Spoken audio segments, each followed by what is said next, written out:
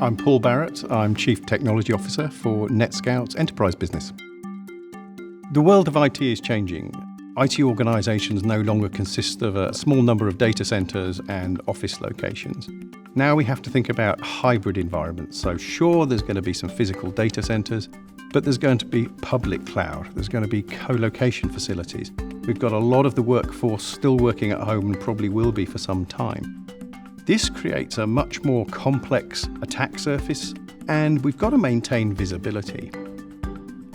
The biggest issue that we're facing at the moment are ransomware attacks or extortion attacks.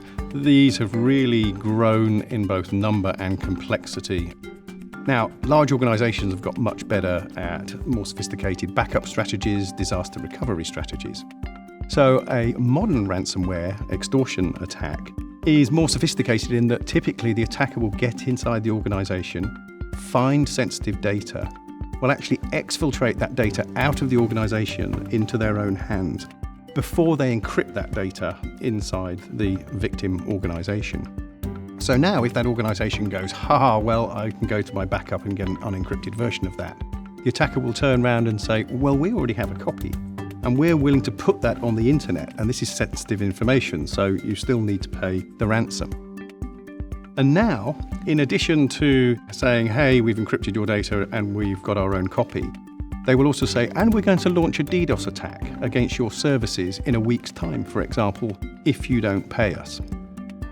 So one of the unique things that NetScout does is it looks at all of the activity on the network.